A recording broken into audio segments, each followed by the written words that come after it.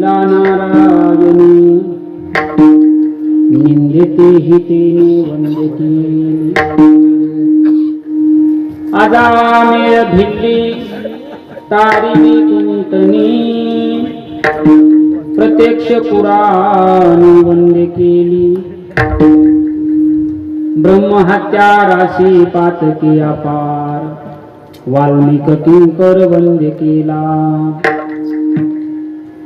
तुका म्हणे येते भजन प्रमाण काय थोरपण जायावे ते आजामेळ भिल्ली तारिली कुंटनी प्रत्यक्ष पुराणी वंदे केली पांडुरंगा करू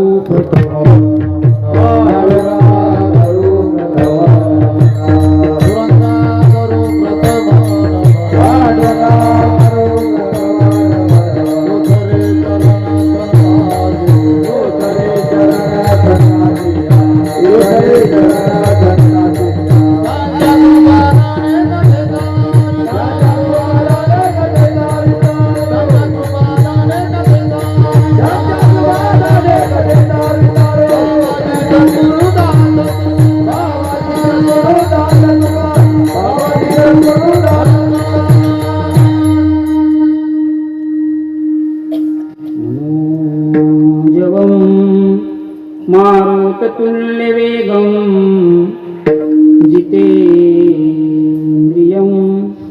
बुद्धिमतां वरिष्ठं वातात्मजं वानरयूथमुख्यं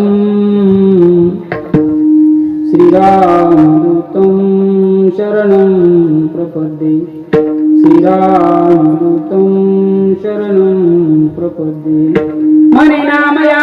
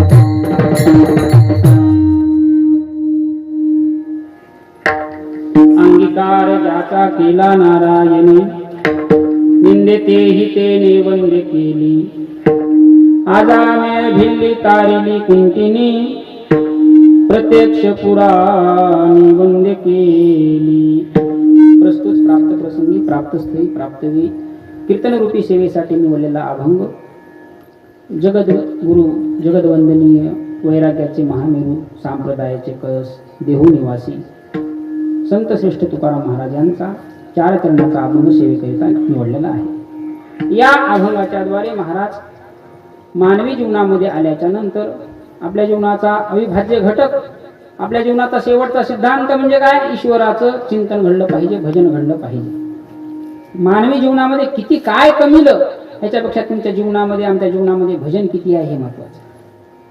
मग भजन का असावं? महाराज म्हणते भजन आपण केलं पाहिजे, पण का, कशासाठी केलं पाहिजे? तर देवाचा होण्यासाठी केलं पाहिजे, देव अनुभवण्यासाठी केलं पाहिजे, देव कळण्यासाठी भजन केलं पाहिजे. देवाचा होण्यासाठी भजन जर केलं तर फायदा काय? देव जर आपलासा झाला, देवानं जर आपलंसं आपल्याला केलं स्वतःला, तर देव त्याच्या पाठीमागे उभा टाकतो. कुणाच्या पाठीमागे उभा टाकला? ज्याच्या पाठीमागे उभा टाकला. आजच्या ह्या अभंगामध्ये ज्याचं जीवन निंदनीय होतं, ज्याच्या जीवनाकडे बघण्याचा दृष्टिकोन समाजाचा वाईट होता, अशाही माणसाच्या जीवनामध्ये भजन घडल्यामुळं देव त्यांना सहाय्यकारी झाला. जे वंदनीय होते तेच नाव घेतलं नाही महाराजांनी, जे निंदनीय आहे अशाच नाव आजच्या अभंगामध्ये घेतलं. जे निंदा करणारे होते, जे तुच्छ होते, ज्याचं काम खराब होतं, अशाचा नावलौकिक गौरविण्यात आलाय. मग महाराजाचं स्पष्ट सांगणं आहे की त्यालाही मोठं केलं देवानं, तुम्हाला आम्हाला का करणार नाही, म्हणून आपणही भजन केलं पाहिजे. हा अभंगाचा भावार्थ या अभंगामध्ये महाराजांनी प्रतिपादित केलेला आहे. विठ्ठल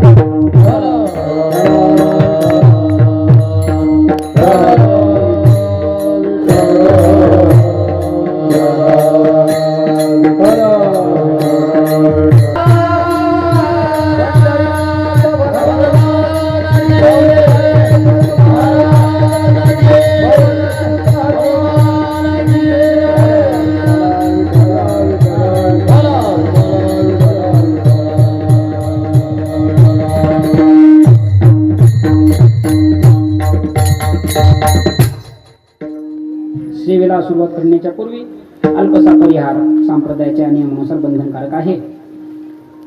आपल्या गावामध्ये गेल्या 11 वर्षापासून अखंडित चालू असणारा हरिनाम सप्ताह संस्कृतीचा उत्सव, सर्व गावकऱ्यांना एकत्रित ठेवणारा उत्सव, समाजामध्ये संस्काराचं बीजारोपण करणारा उत्सव, समाजामध्ये माणुसकीचं दर्शन घडविणारा उत्सव, माणसामधला माणूस हुडकून माणसातला देव निर्माण करणारा उत्सव. आणि असा हा हरिनाम सप्ताह या वर्षीचा जवळपास 4था दिवस. 4थ्या दिवसाची सेवा गावकरी मंडळीच्या वतीने माझ्या वाट्याला आलेली आहे. माझ्या परिचयापेक्षा या हरिनाम सप्ताहासाठी ज्यांच्या मुखारविंदातून आपण या ठिकाणी श्रीमद भागवत कथा ज्ञान अमृत रसपान या ठिकाणी आपण करत आहोत, असे आदरणीय हरिभक्तपरायण योगेशजी महाराज वसमतकर या ठिकाणी आहेत. व्यासपीठावरून त्यांना या ठिकाणी माझा नमस्कार. आणि तसेच आपल्याच परिसरातील तपवृद्ध, वयोवृद्ध सर्वांची परिचित असणारी हरिभक्तपरायण प्रेमसिंग महाराज शनिवार पेटकर या ठिकाणी आहेत. त्यांना सुद्धा व्यासपीठावरून या ठिकाणी नमस्कार. उपस्थित असणारे आपल्या सर्वांचे परिचयाचे सर्व आमचे भजनी मंडळी, भरत बुवा, केशव बुवा, आमचे उत्तम बुवाची भेट खूप दिवसानंतर झाली. आवाज ऐका वाटला मला तुमचा. आज चारू केशी राग गायला तुम्ही छान. म्हणजे वारकरी पठडीमधली भजनी महाराज, वारकरी पठडीतले उगा आवाज झाला म्हणजे काही विना म्हणणारे नाही, असं सुंदर. आणि निस्ता माणूस किती गाणार आहे, किती वाजिणार आहे, त्याच्यापेक्षा त्यांच्या जीवनातलं त्यांचं आचरण काय हे महत्वाचं आहे, वागणूक काय हे महत्वाची. अशी भजनी मंडळी पुसदचे आपले. तसेच मृदंगवादक योग काय गोकर्ण महाराज, शेवाळ पिंपरी, विनेकरी महाराज, चोपदार महाराज आणि उपस्थित असणारे कमी का असणार गावाच्या मानानं संख्या चांगली आहे की नाही. त्याच्यामध्ये काही मांडव्याचे, काही नागझरीचे असे ऐकणारे चतुर अशा श्रोतावर. मानवी जीवनामध्ये प्रत्येक माणसाचा सिद्धांत आहे, जन्माला आल्याच्या नंतर फक्त आणि फक्त संसारामध्ये रममान होऊन खाणं पिणं आणि एका दिवशी हा देह सोडून जाणं, इतक्या पुरतं आपलं जीवन मर्यादित नाही. जन्माला आल्याच्या नंतर आपले काही कर्तव्य आहेत, संसारिक कर्तव्य माणूस तर करावंच लागते. संसारिक कर्तव्य कोणी करत नाही अशातला भाग नाही, करावंच लागणार आहे. पण जन्माला आल्याच्या नंतर परमार्थिक काही कर्तव्य आहेत. असं कोणीही साधू संतांनी तुम्हाला आम्हाला सांगितलं नाही की संसार सोडून द्या आणि परमार्थ करा, असं सांगितलंय का? नाही. साधू संतांनी माणसाला आळशी बनवलं नाही. साधू संतांनी कर्माचा सिद्धांत पाठीमागे सांगितलाय.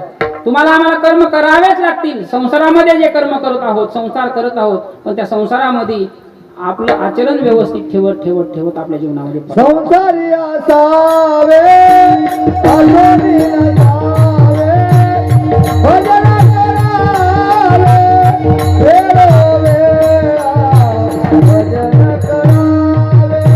संसारी असावे, आलोनी नसावे, भजन करावे, वेळोवेळा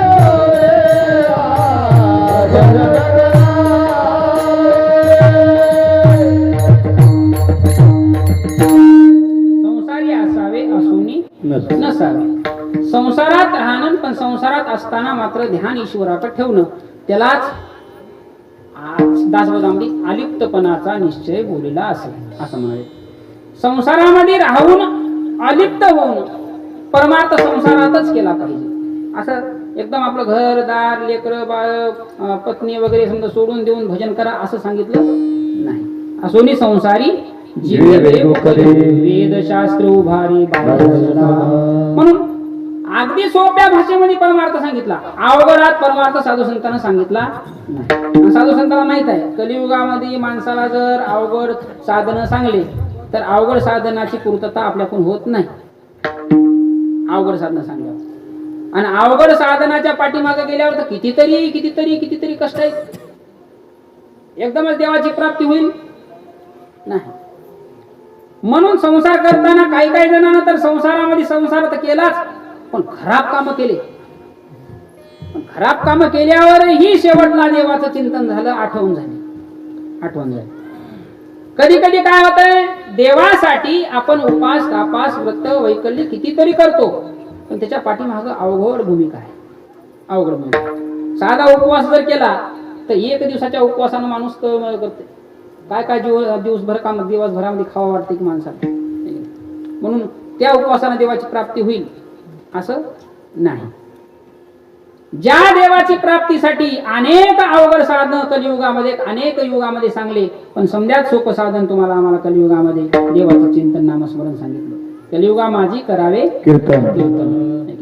मग हे कीर्तन म्हणजे काय? नामस्मरण. 9 विधा भक्तीमध्ये कीर्तन ही भक्ती आहे. मग ह्या भक्तीमध्ये काय? देवाचं स्मरण करत राहणं, आठवण करत राहणं, त्याचं गुणगान करत राहणं. त्याचं गुणगान जर करत राहिलं तर काय होईल, आपल्याकडं आपल्या संसारामध्ये आपल्या शरीराकडे काही पाप आलेले आहेत, काही अनावधानानं आलेले आहेत, काही अवधानानं आलेले आहेत. वाचेकडे आलेलं पाप आपल्याकडे जमा आहे, मनाकडे आलेलं मलाच्या माध्यमातून पाप आहे. आणि हे पाप वाढत गेल्यामुळं ह्याच्याकडून आपल्याला एकदम सुटका मिळत नाही. ती सुटका होण्यासाठी, वाचेची पवित्रता होण्यासाठी, मनाची पवित्रता होण्यासाठी नामचिंतनाची गरज आहे.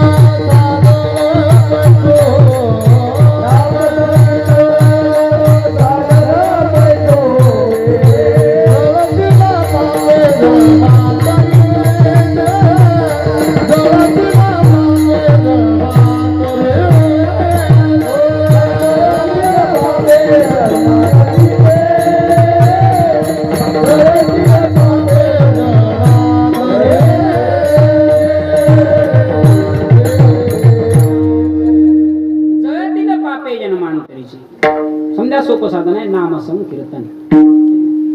त्याला कोण्या वेळेची काळाची कशाची गरज नाही. आपण कुठं बसलाव, कोण्या ठिकाणी बसलाव, प्रत्येक ठिकाणी आपण ते घेऊ शकतो नामस्मरण. ऐका, सांगत असताना महाराज सांगाले की बाबा आपल्या जीवनामध्ये आपण ते करतो, पण करता करता करता त्याच्यामध्ये कधी व्यत्यय येतो, खंड येतो, नियमितता नाही. आता समजा सालभर सप्ताह आपण इथे केला, सालामध्ये एक बार सप्ताह केला, 7 दिवस 8 दिवस झाले. त्या 8 दिवसाच्या व्यतिरिक्त किती आठवते देव? आठवला तर पाहिजे, पण आठवत का नाही? ते 7 दिवसामध्ये कसं तरी समजायच्या सहवासानं, महाराज लोकांच्या समजायच्या सहवासानं काही ना काही आठवते. श्रीमद भागवत कथा म्हणा, कीर्तन म्हणा, ह्याच्यातून रोज 8 दिवस संपले आणि मग संसाराचा वारा अंगाला लागला. त्याच्यातून आपण रममान होतो, आठवण संपून जाते. ज्यांनी देवाची आठवण विसरायचा प्रयत्न केला, जे विसरू लागला, त्यांनी देवासाठी खूप काहीतरी कष्ट केले, आठवण काढली, देवाची आठवण काढली. एक कथा अशी आलेली आहे, देवाची आठवण राहण्यासाठी जिज्ञासू वृत्ती किती लागते. सहज एका दिवशी गोकुळामध्ये भगवान कृष्ण आणि भगवान कृष्णाची भेट राधे संग झाली. राधे संग झालेली भेट भगवान कृष्णानं बराच वेळ निघून गेला, त्याच्यामध्ये 10-12 वर्ष निघून गेले. त्याच्यामध्ये एकदा भेट झाल्याच्या नंतर 10-12 वर्षाच्या नंतर एकदा राधेची भेट झाली, आणि भेट झाल्याच्या नंतर दोघ जण संवाद साधत असताना, भगवंताचा संवाद आहे राधेसोबत, आणि संवाद साधत असताना भगवंताचा हात राधेच्या हाताला लागल्या तिच्या हाताला एक दुःख झालं होतं, जखम होती, जखम. भगवंतानं विचारलं, जखम कशाची आहे? राधेनं सांगितलं, गोकुळामध्ये असताना 10-12 वर्षाखाली तुमच्या हाताचं नख माझ्या हाताला लागलं, त्याच्यामुळे ती जखम झाली, आणि ती जखम आज माझ्या हाताला आहे. भगवंतानं सांगितलं, बाबा 10-12 वर्षाच्या नंतर जखम राहील का नख लागलेली? ते झालं तर कालमानाच्या योगामध्ये 8 दिवस 15 दिवसांमध्ये ती जखम नीट होत असते, आणखीन का?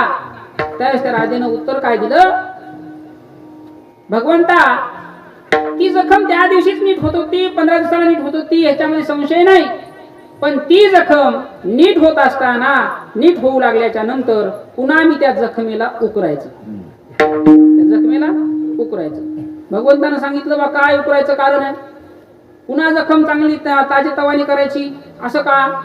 त्या राजाने उत्तर दिलं, देवा ज्या दिवशी तू भेटलास त्या दिवशीपासून माझे डोळे तुला पाहून मंत्रमुग्ध झाले, मन तादात्म्य तुझ्याकडे जडलं, माझं ध्यान तुझ्याकडे लागलं, चित्तामध्ये तू माझ्या प्रवेश केलास, हृदयामध्ये तू साठलास. हे तुझा विसर न होण्यासाठी म्हणून मी जखम पुन्हा पुन्हा पुन्हा ताजी का करायची? जखम जशी इजा करू लागली तसं तसं तुझी मला आठवण होत होती, म्हणून मी जखम पुन्हा नीट होऊ दिली नाही, बरी होऊ दिली नाही. का? आपलं दुःख कमी का होऊ द्यायचं नाही, तर देवाची आठवण मला पुन्हा झाली पाहिजे. श्रीमद भागवतामध्ये, महाभारतामध्ये कुंतीनं देवाला काय मागितलं? दुःख मागितलं. का मागितलं? तर देवाचा विसर झाला नाही पाहिजे. ही आहे भक्तीची पायरी आहे. मग ही आठवण करताना, भक्ती करत असताना आम्ही भक्ती करायची कशासाठी? देव आपलासा होण्यासाठी.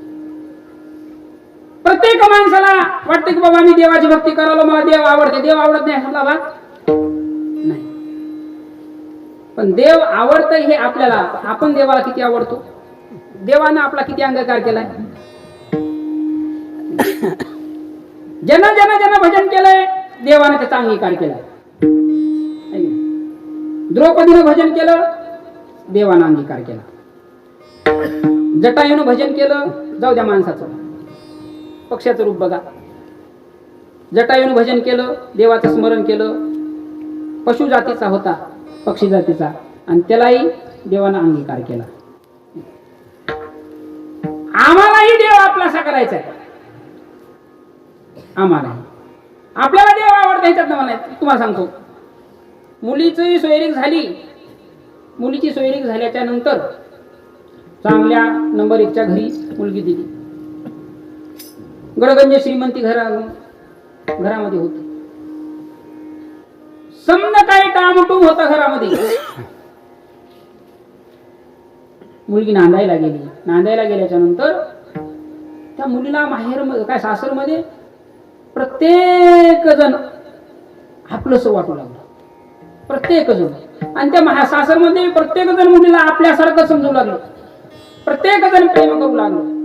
सासरा त्याच प्रमाणात प्रेम करू लागला, सासू त्याच प्रमाणात प्रेम करू लागली, आवडू लागली सासरमध्ये. नातलं गायला आवडू लागली, गावायला आवडू लागली. पण ज्याला आवडायचे त्याला आवड नाही गेली. किती नंबर एकच्या घरी मुलगी दिली तर सासरमध्ये मुलगी आवडाव कुणाला? पतीला. सिद्धांत आहे. बाकी गावाला किती आवडली, घरच्याला किती आवडली, समजायला किती आवडली, याला महत्व नाही. आवडाव कुणाला?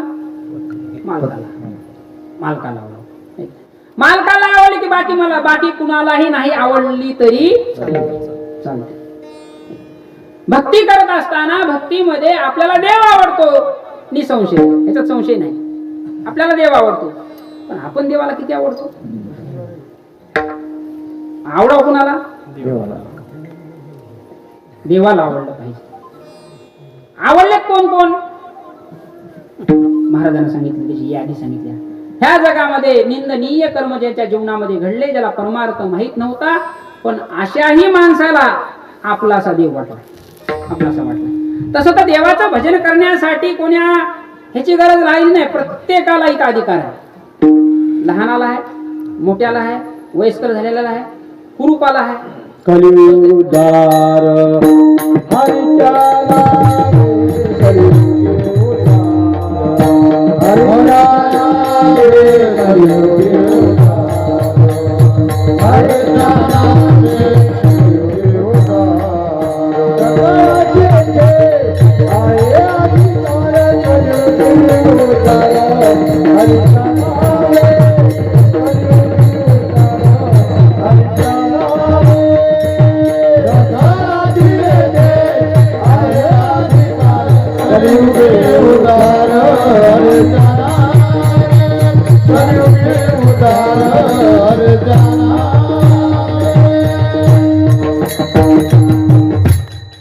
सकळाशी ते आहे अधिकार, कलियुगी उद्धार. समजा अधिकार आहे, समजा. जातीचा विचार नाही, कुळाचा विचार नाही, गोत्राचा विचार नाही, कशाचा विचार केला नाही. अधिकार आहे, अधिकार आहे, पण पात्रता तर लागल ना. किती लागल पात्रता? कोणची लागल? कसं आहे बघा, लोकशाहीचा देश आहे आपला. लोकशाहीच्या देशामध्ये आपल्याला भारत देशाचा पंतप्रधान व्हायचं. अधिकार अधिकार काय अधिकार आहे? भारत देशाचा पंतप्रधान व्हायला अधिकार काय? भारत देशाचा पंतप्रधान व्हायला तो भारतातला नागरिक असावा. भारतातला नागरिक असावा. मग कुठलच्याही 29 राज्यामधला चलते, 7 केंद्रशासित प्रदेशातला कुठलाही चलते, तो भारतातला. पण पात्रता महत्वाची आहे. भारतातला कुठलाही माणूस पंतप्रधान होऊ शकते, अधिकार आहे. पण पात्रता काय? त्याच्या बाजूनं 272 खासदार, त्याच्या बाजूनं 272. ही काय? पात्रता आहे. ही पात्रता आहे. तसं भक्ती करण्याचा अधिकार प्रत्येकाला आहे, पण ते अधिकार निष्ठा झालाय म्हणून मी भजन करावं अशातला भाग नाही. पात्रता महत्वाची. त्या पात्रतेमध्ये जर आपण बसलो तर देव आपला अंगीकार करतो. देव आपला अंगीकार करतो. काय मला काय म्हणायचंय, ज्या योनीला भजन माहित नाही अशा योनीनं देवाची पात्रता स्वीकारली. मला काय म्हणायचंय, प्रत्येक काम रामायणामध्ये प्रत्येक काम हनुमंताशिवाय पार पडलंच नाही. पार पडलंच नाही. एकीकडं तुकाराम महाराजांसारखे संत काय म्हणले, प्रभाते नाव न घ्यावे माकडाचे आणि तैसे दुर्जनाचे सर्व काय. नाव नाही घ्यायचं माकडाचं, नाव नाही घ्यायचं. आता आपल्या गावात मंदिर कोणाचं आहे? कोणचं आहे? कुळ कपी कुळ हनुमंत. कपी कुळ हनुमंत. हनुमंतराय मग तेव्हा ज्या आरती इकडे तुकाराम महाराजांसारखे संत म्हणाले सकाळी सकाळी नाव घेऊ नाही, एकीकडे तर वंदनीय आहेत, एकीकडे तर वंदनीय आहेत. का वंदनीय आहेत? कारण काम केलंय. आजच्या युगामध्ये आज जर एखादी काम आपण जर केलं तर कुठलंही काम आपण करण्याच्या आधी कामाचा मोबदला अपेक्षित असतो आपल्याला. समर्थाने सुंदर सांगितलं, काहीच भक्ती केली नसता आणि इच्छिती प्रसन्नता, जैसे काहीच सेवा न करिता स्वामी स्मुषारा मागती. काही करायचं नाही आणि अपेक्षा तर भरपूर ठेवायच्या. आणि परमार्थाचा सिद्धांत तेच आहे की परमार्थ करताना आम्ही प्रत्येक गोष्टीची अपेक्षा करून परमार्थ करालो, म्हणून फलश्रुतीपासून फार दूर आहोत.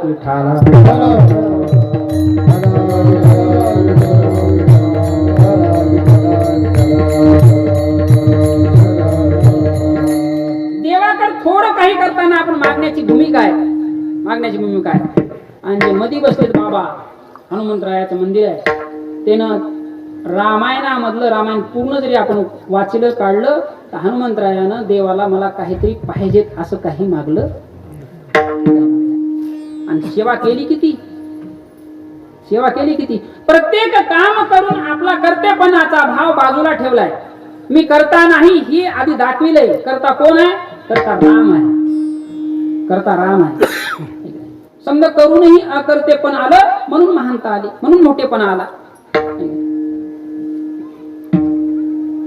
समजा काम केलं. जटायू सारख्यानं रामाची सेवा केली. रावणासारख्याला तर माहित होतं की बा एवढा मोठा रावण आहे, मला काही आवडत नाही, पण आपल्या फुल नाही फुलाची पाकळी जे काही आपल्यानं होईल आपण ते प्रयत्न करू.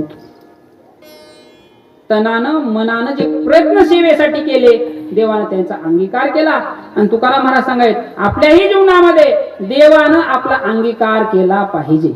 ज्याचा अंगीकार केलाय त्याची एक यादी दिली, त्याची एक यादी. श्रीमद भागवतामध्ये आता आपण महाराजांच्या मुखारविंदातून ऐकतच आहोत. समद्यात तुच्छ असं ठिकाण आणि समद्यात कसं आहे आजामे नावाचा आजामे.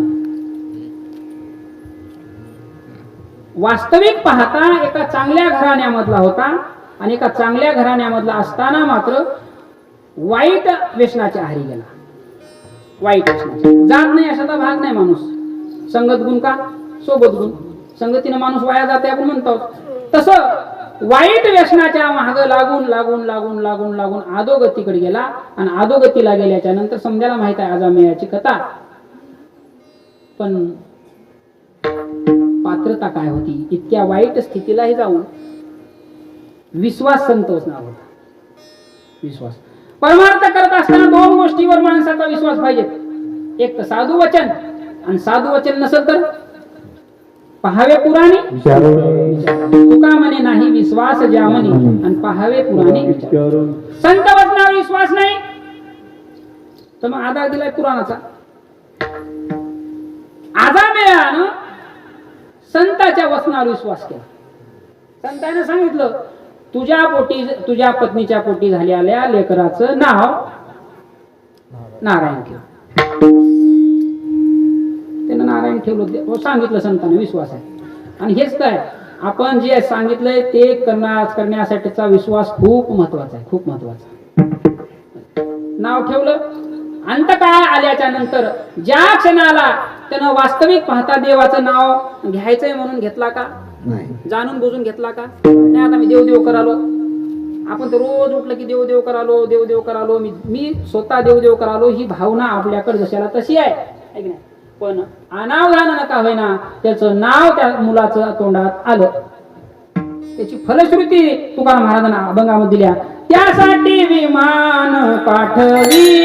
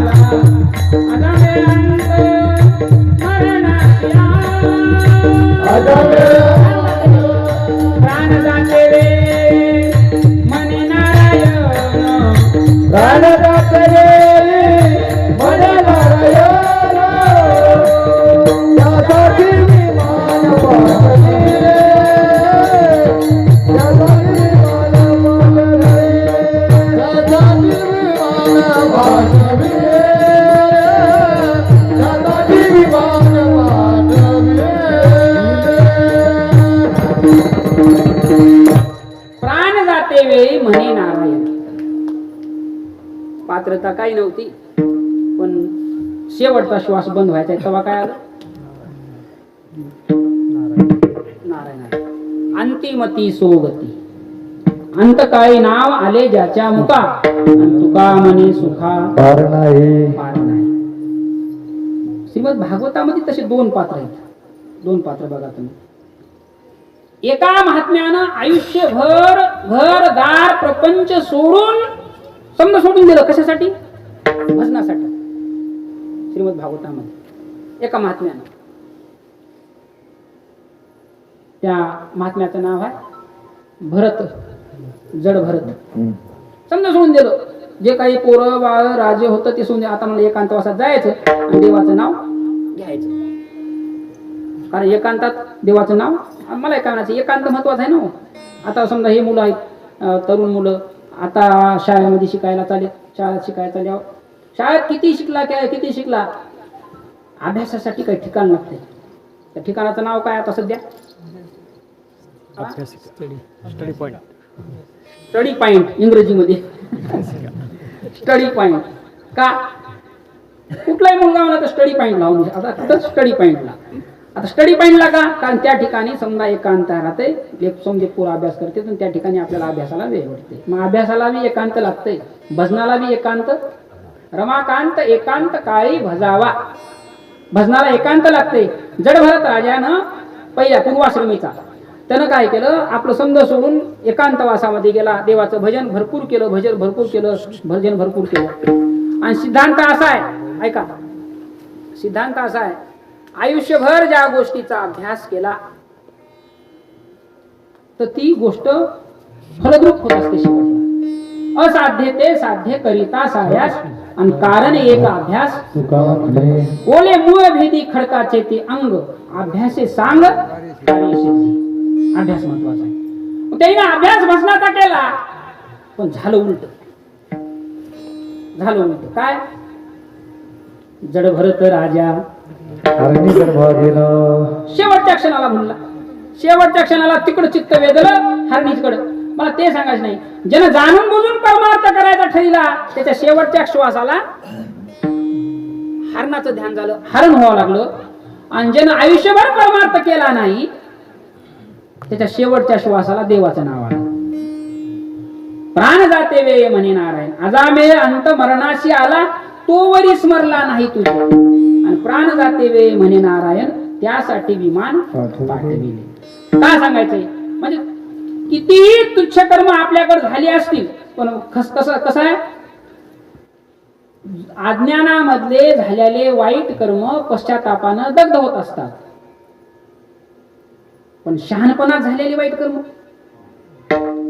उदाहरण सांगतो तुम्हाला. एक लहान लेकरू आहे. लहान लेकरू जवळ असते, त्याला काही चलायला जमना, त्याला नीट बसायला जमना, पण आईच्या ठिकाणी कमरेवर बसते, त्याला आई जोपासते चांगली. त्या लहान लेकराचे काही विधी कर्म त्यानं जर केले, आईच्या मांडीवर केले, आईला वाईट वाटते का?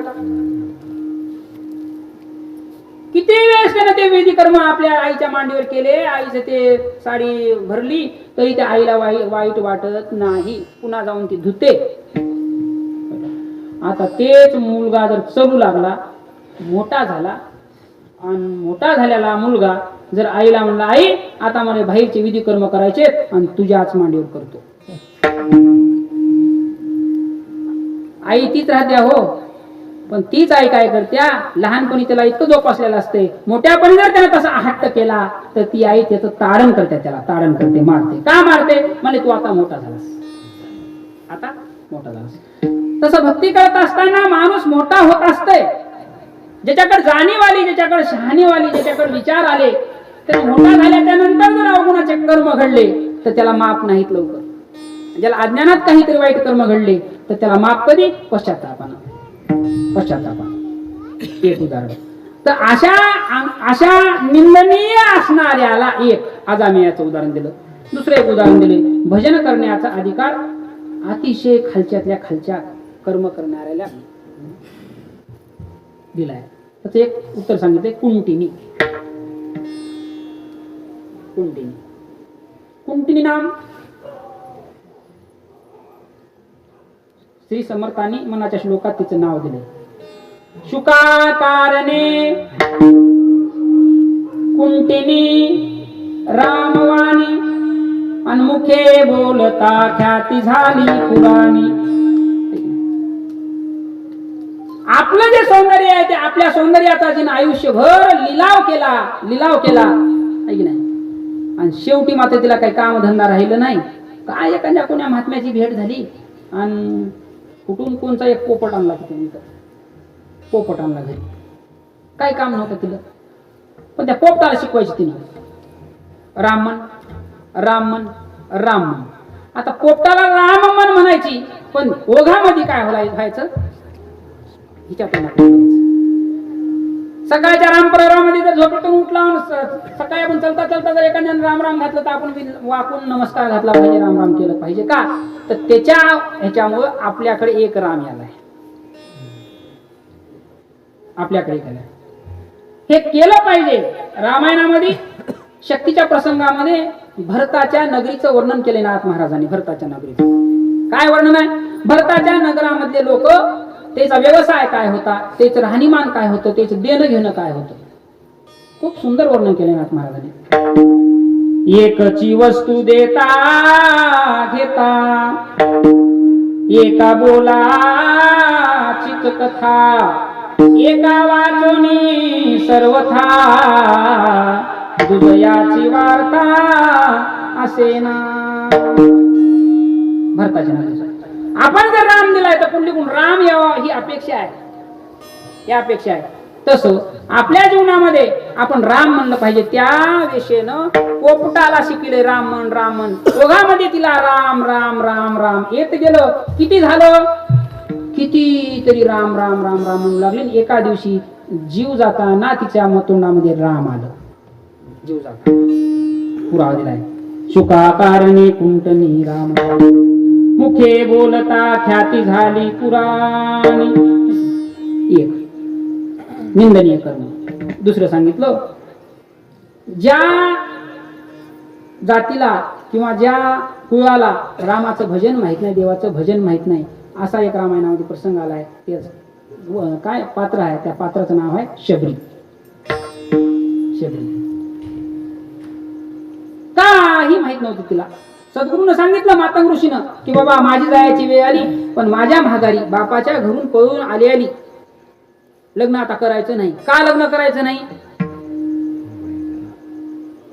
ह्या चराचरामध्ये देव भरलाय, हिला माहित होतं आधीच. चराचरामध्ये देव बसलाय. तिनं देव बघलाय कुठं? सोंदीकडे देव बघला. बापानं 12 बोकडाची दावण बांधली कापण्यासाठी, आणि त्या 12 बोकडं माझ्या लग्नासाठी कापालेत म्हणून फक्त एवढंच उपरती आली. बापाचं घरदार सोडलं, पळून गेली. राहिली कुठं? संतांच्या सहवासामध्ये, मातंग ऋषीच्या सहवासात राहिली. मातंग ऋषी सारख्यांनी तिला सांगितलं की आता माझी जायची वेळ झाली, पण एवढंच कर, तू जिथं बसलीस तिथं देवाचं नाव घे. जिथं बसलीस तिथं देवाचं नाव घेतली. देवाचं नाव घेतली, देवाचं नाव घ्यायचं नाही. आपल्यासारखं नाही. आज आता आपला सप्ताह आहे, गावामध्ये सप्ताह आहे, तर बघा जिकडून तिकडून बाहेर तिकडून यायला आपण, तिकडून यायला तर लाईटिंग चमकाय समजे. आता हे 7-8 दिवसाचा उत्सव आपला. पण त्या शबरीनं काय केलं? देव माझ्या घराकडे येणार आहे म्हणून रोज आपली साफ स्वच्छता ठेवली. येणाऱ्या झोपडीच्या प्रत्येक घराचं दार, रस्ते, प्रत्येक सुशोभीकरण केलं. आठास आज देवील, आज देवील, आज देवील. गुरुवाक्यावर विश्वास प्रचंड ठेवला.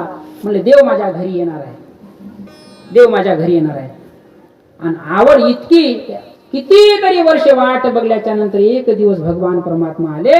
राम आल्याच्या नंतर तिला भाव राहिला नाही तिचा, तिच्याकडे ती हे राहिली नाही की देवाला मी काय देऊ, काय देऊ खायला. लक्ष्मणाला दिसले उष्टे बोर, पण देवाचं त्या शबरीचं तादात्म्य झालं होतं. देवाचं शबरीचं देवाला माहित होतं की बाबा ती काय द्यायला, तिची अवस्था विधी ही देवानं पाहिली, आणि हिचा भाव समर्पण देवाकडे होता. जसं जे विदुराच्या घरी जे घडलं ते रामायणामध्ये शबरीच्या घरी रामाला घडलं. भजन भिजन माहित नव्हतं, पण अशाही शबरीचा अवतार केला देवाने, त्यांचा अंगीकार केला. त्याची पुराणामध्ये यादी लावली अभंगाच्या 2ऱ्या चरणामध्ये. आजा मेळा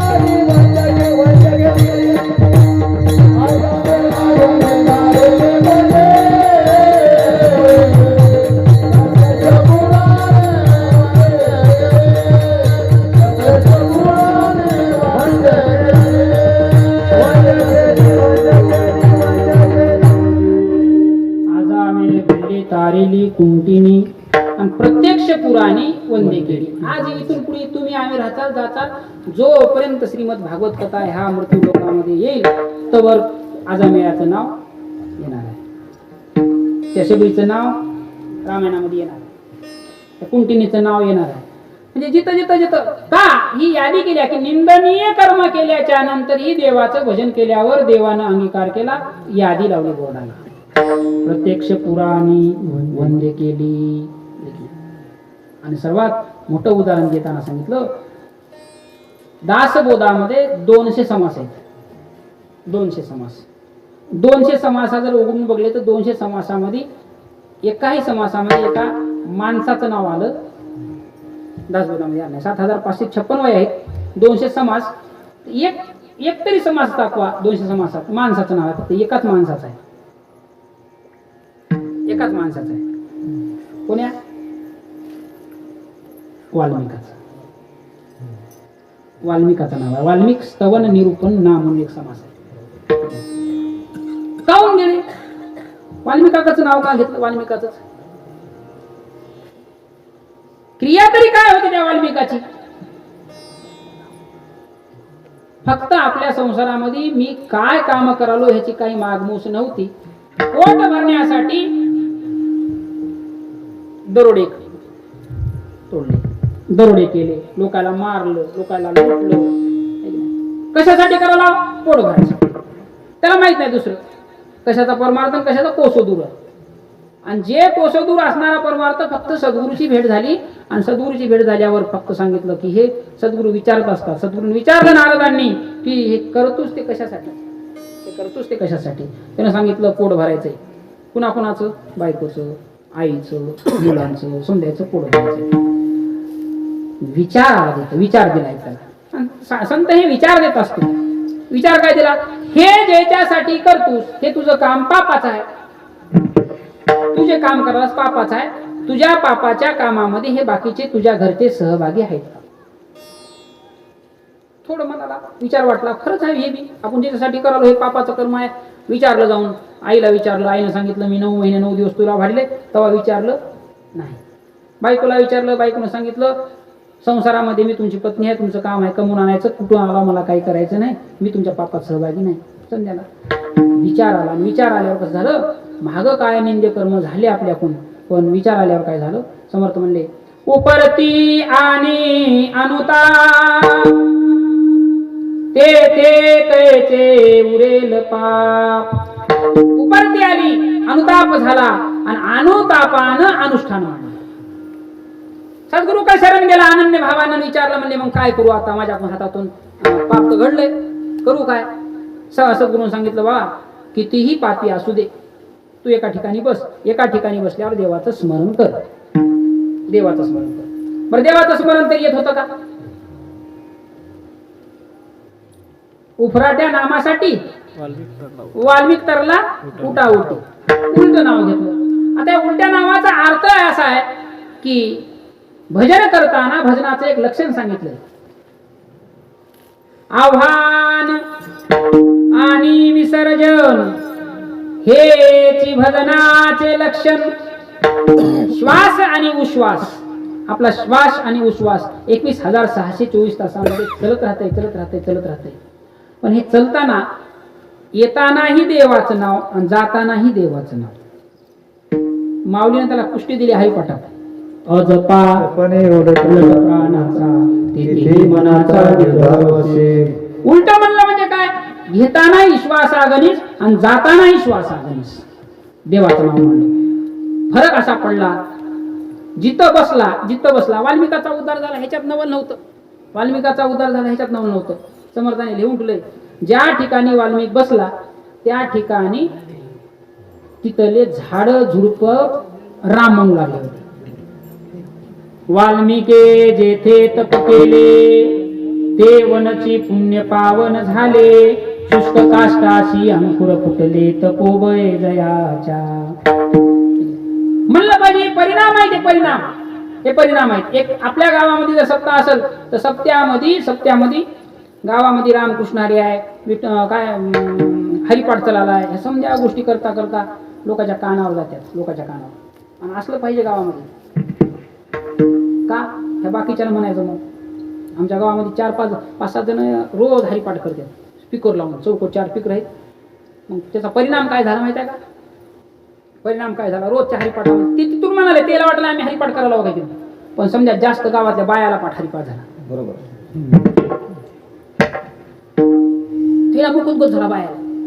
आणि हे रोजचे म्हणणारे ते करावं म्हणून करायला, पण तेच घेतलं कोण? दुसऱ्याने घेतलं. आणि हे खरं आहे हो. आज आपल्या गावामध्ये सप्ताह आहे, संस्कार घडविण्यासाठी आहे, केलं पाहिजे ना. ह्याचे परिणाम कधी दिसतील? आता लहान जे मुलं आता चांगल्या पद्धतीने करू लागले तर त्याचे संस्कार पुढल्या टप्प्यात दिसतील.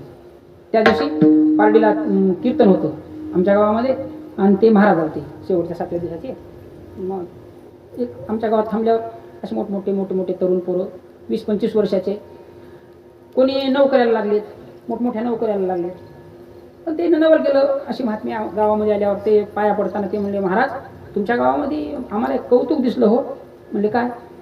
एवढा मोठे पोरं आहेत पण माळ करीत. काही माणसाचे जन्म गेले हो माळ घालत नाहीत. पण हे समजे पोरं माळ करीत झाले, चांगल्या नोकरीवर आहेत, हुद्द्यावर आहेत. ह्याचं कारण काय? ते सहज लक्षात आलं. त्याला सांगितलं संस्कार आहे. कसे संस्कार? 2001-2002 साली आमच्या इकडल्या परिसरामध्ये सद्गुरूची बैठक आहे. त्याच्यात बालभक्ती बैठक, आणि बालभक्ती बैठकीमध्ये ती लहान लेकरं, आता जे 25-27 वर्षाची झाली की नाही, ते तेव्हा 5-6 वर्षाची 4-5 वर्षाची पोरं, आणि हे बैठकीला यायचे हातामध्ये पुस्तक घेऊन. त्याला काही यायचं नाही, पण श्लोक म्हणायचे, त्याच्या पाठीमागं म्हणत राहायचे. संस्कार पडले आणि त्याच्यात सवय पडली. ती सवय पडल्याच्या नंतर काय झालं? एकदम व्यसनाधीनताकडे ते कल झुकला नाही. शुद्ध विजापोटी आणि कल झुकला नसल्यामुळे काय झालं? संस्काराचं बीजारोपण झालं. आज मोठ्या हुद्द्यावर असलेल्या नोकरीवर असतानाही त्यानं एकही व्यसन त्यांच्याकडे नाही. हे का? तर हे काल केलेल्या कामाचं फळ आहे, मागं केलेल्या कामाचं फळ आहे. आपल्या गावामध्ये आपण सप्ताह करतो, चांगले संस्कार आहे. कशासाठी? संस्कारासाठी आहे. हे आपण समजा जे खर्च करतो संस्कार हे टिकले पाहिजेत. इथून पुढे 5-10 वर्षाच्या नंतर गाव माणूस किती भौतिक सुख सुविधानं मोठा झाला ह्याला महत्व नाही. आपल्या गावामधल्या माणसाचं राहणीमान काय, त्याचे विचार काय, हे महत्वाचे आहे. ह्याच्यासाठी हे केलं पाहिजे. कशासाठी पाहिजे? मी एकट्यानं केलं नाही, माझ्या भजनाचा परिणाम इतरांना झाला पाहिजे. पहिला सिद्धांत वाल्मिकांना दाखवलाय. जे भजन केलंय त्या भजनामध्ये त्या वनामध्ये केलं ते वनच पुण्य पावन झाले. वाल्मिकी जे तप केले, ऐका, तिथले पशु पक्षी राम म्हणू लागले. कधीतरी 10-12 वर्षाच्या नंतर सद्गुरूची स्वाई आली.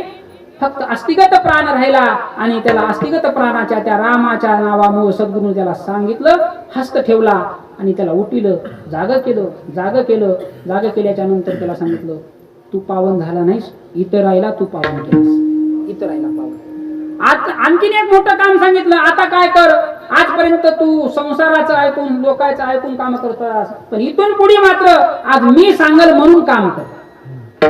सद्गुरूनं काम सांगितलं, काय सांगितलं म्हणले, तू रामकथा लिही.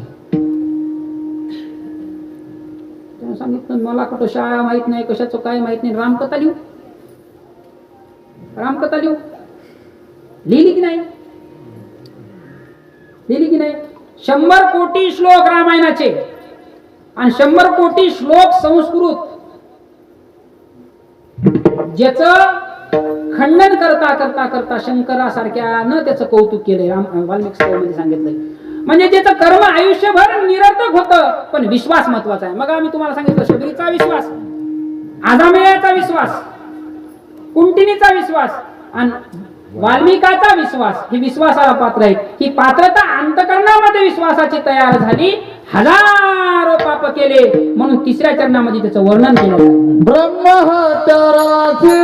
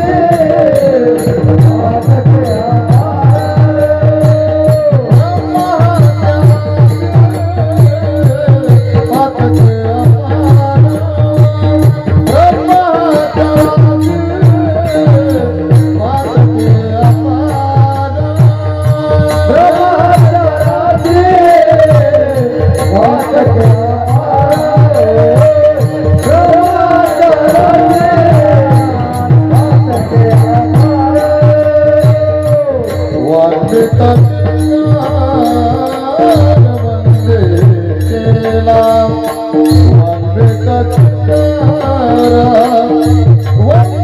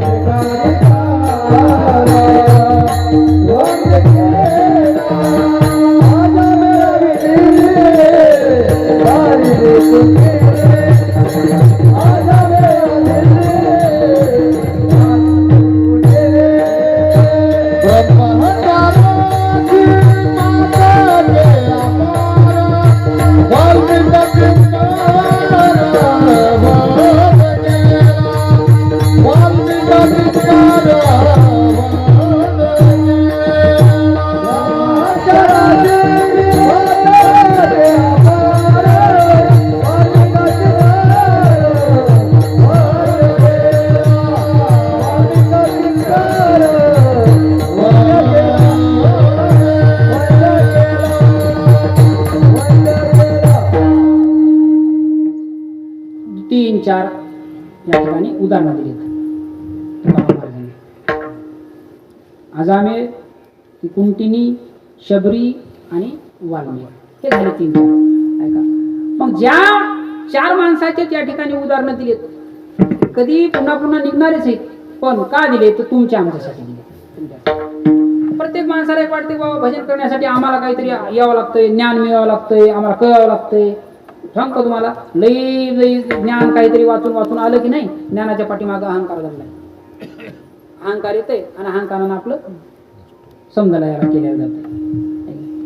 जास्त काही नका गडे, आपल्याला जेवढं काही साधू संतांना सांगितलं त्याच्यावर विश्वास ठेवून करायचा आहे. समजात महत्वाचा आहे, विश्वास महत्वाचा आहे. मोठ्या माणसांनी आपल्याला जे सांगितलं त्या विश्वासानं आपण त्या मार्गाने चालणं महत्वाचं आहे. महाभारतामध्ये एक प्रश्न असा आलाय, धर्म कशाला म्हणा? धर्म धर्म धर्मराजाच्या आणि त्या गंधर्व जे आहे की नाही तयाचे राखण करणार, त्याच्या प्रश्नामध्ये 25 प्रश्नामध्ये एक प्रश्न आहे की धर्मराजाला त्यानं प्रश्न विचारला की धर्म म्हणजे काय. तर धर्मराजानं उत्तर दिलंय, युधिष्ठिरानं उत्तर दिलंय, मोठे माणसं ज्या मार्गाने गेलेत, मोठ्या माणसानं जे सांगितलंय त्या मार्गाने जाणं हे येणाऱ्याचा धर्म आहे. येणाऱ्याचा धर्म आहे, त्या मार्गाने गेलं पाहिजे. मोठे माणसं सांगितले. मग मोठे कोण? वयाचा विचार केला नाही मोठ्याचा.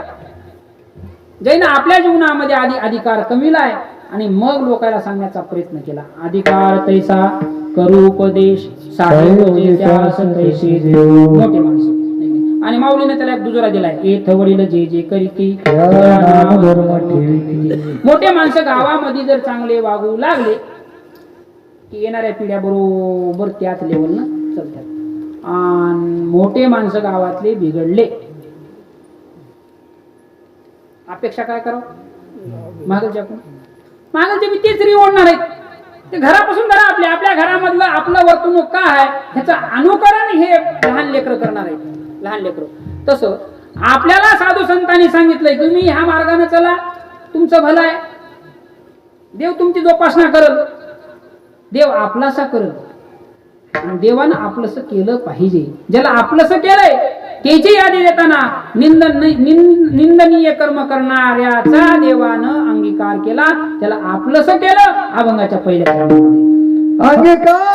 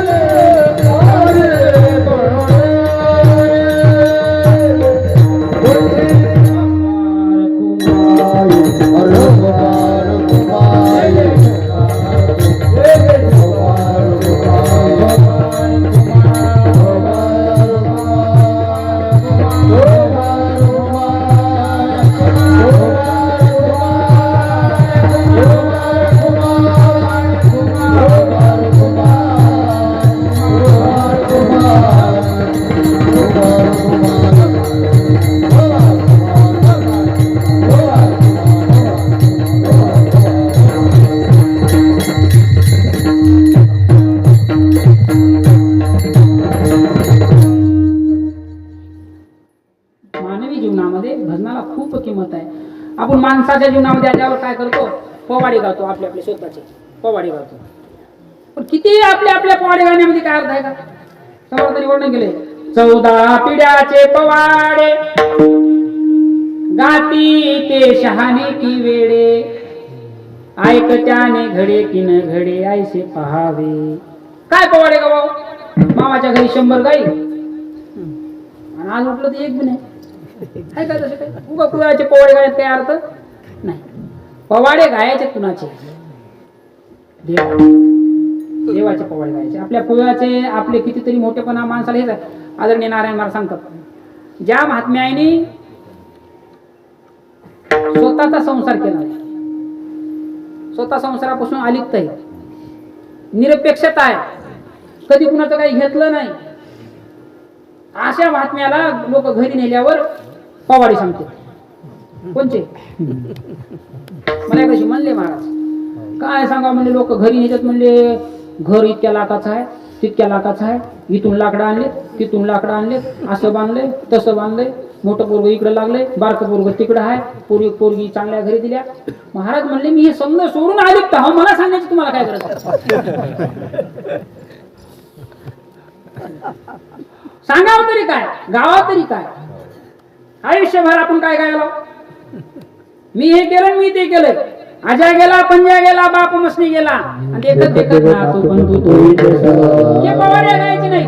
ते पोवाडे कसं आहे बघा, एक जण आपल्या मुलासाठी मुलगी बघायला गेला बाहेर गावाला. मुलगी बघायला गेला श्रीमंत घराण्यातली मुलगी. लोकांनी सांगितलं बा मुलगी चांगली आहे, श्रीमंत घराण्यातली आहे, रूपवान आहे, म्हणजे गुण आहे, चांगली आहे, हुशार आहे. त्या मुलाला घेऊन गेलं, सांगितलं, मुलगी बघली समजायच्या ह्याच्यामध्ये. मुलगी बघल्याच्या नंतर गावाकडे आल्यावर विचारलं तुमच्या आमच्यासारख्या ना, म्हणले आली का पसंत, झाली का? म्हणले मुलगी काय चांगलीच आहे, म्हणले गोरी गोमटी आहे, घराने श्रीमंत आहे, मायबाप खूप चांगले आहेत, शिकलेली बी आहे मुलगी, सब चांगलं आहे. म्हणले मग फिसकला कशामध्ये, करून घ्यावा की नाही, सोयी पण जमवून द्यायचं होतं. नाही म्हणले समज चांगलं आहे. म्हणले डोळे चांगले आहेत, हात चांगले आहेत, पाय चांगले आहेत, समजे अवयव चांगले आहेत, फक्त नाकच नाही. नात नाही देणे वाया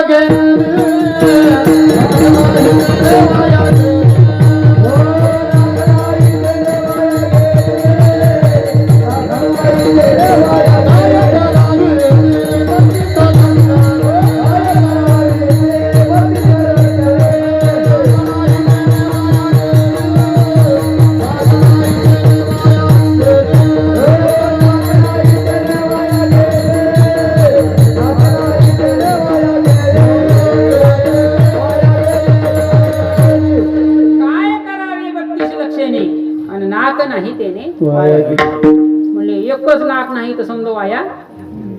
आपल्याही जीवनामध्ये माणूस किती मोठा झालाय, भौतिक सुख सुविधानं किती मोठा शिकलाय, आणि जीवनामध्ये जर भजन नसेल तर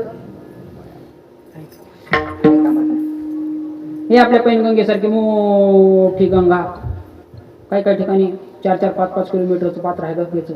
अशा गंगेमधून एका जणाचा धंदाच होता, सकाळी उठलं तेव्हापासून तडीला त्या नाव लावायची आणि त्याच्यामध्ये आपल्या यात्रेकरूला पलीकडे सोडायचं, पलीकडल्या तीरावर रोज ते सोडायचं.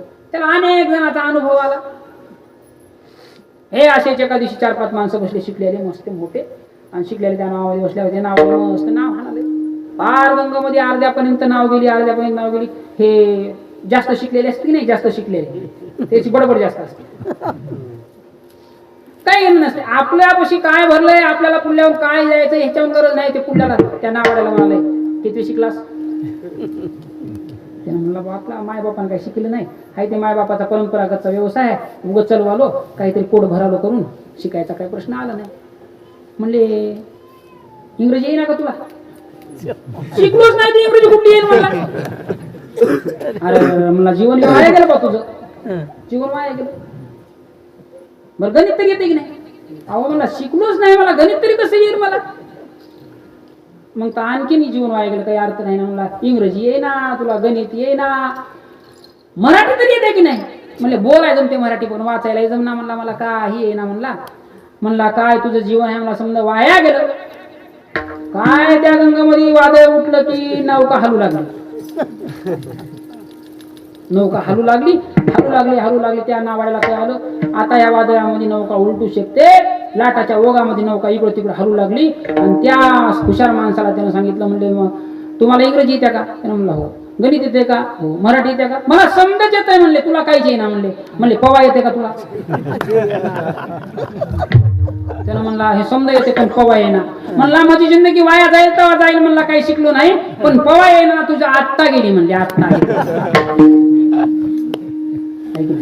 किती आहे माणसाला. तसं आहे आपल्या जीवनामध्ये, आपलं जीवन पहिलं तीराला जायचंय. जाणिवेच्या भारे भवाची आडोही, आणि बुडशी ते काही निरसीना. ज्या आयुष्यामध्ये अभिमान अहंकार घेऊन आपल्या ह्या भव नावाच्या सागरातून पलीकडे जायचं असेल तर तुला नाव धड करा सहस्रनामाची, आणि ते नामस्मरण आपल्या जीवनामध्ये भजन स्वरूपात जर नसेल तर आपलं जीवन वाया गेलं. हे आयुष्याचं सार्थक महाराजांनी 4थ्या चरणामध्ये सांगितलं.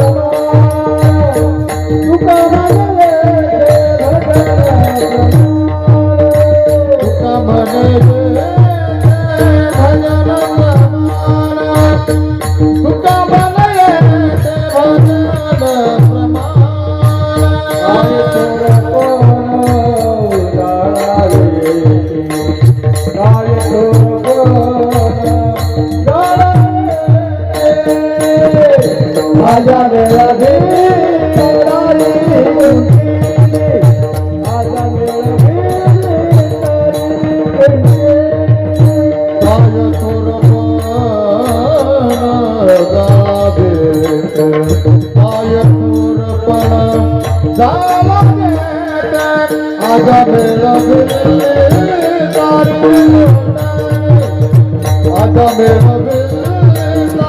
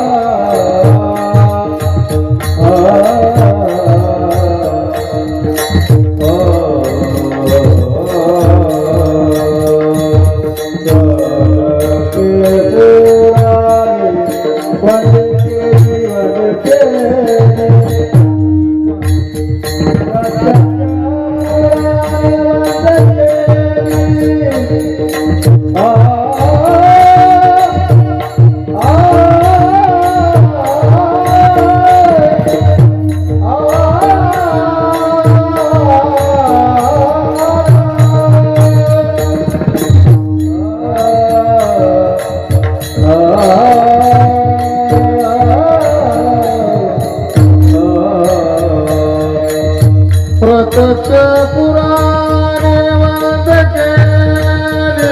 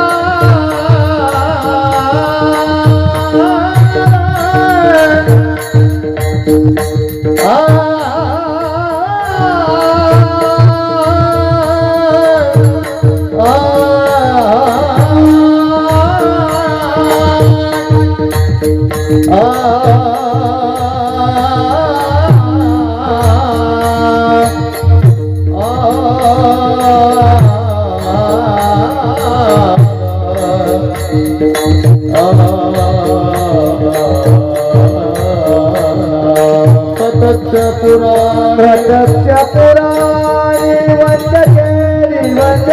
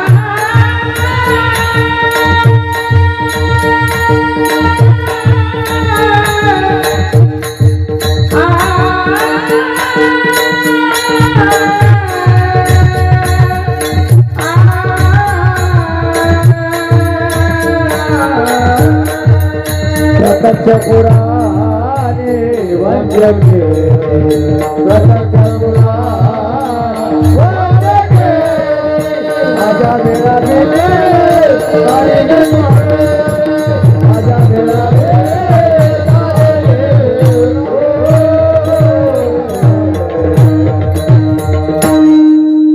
तुका म्हणे येते भजन काय थोर पण जाया घेते आजा मे भिल्ली तारिली कुंटिनी प्रत्यक्ष पुराणी वंदे केली. या ठिकाणी गेल्या वर्षी हे मंडप नव्हता. यावर्षी सर्व गावकऱ्याच्या वतीनं मंडप झाला, मंदिर चांगलं झालं.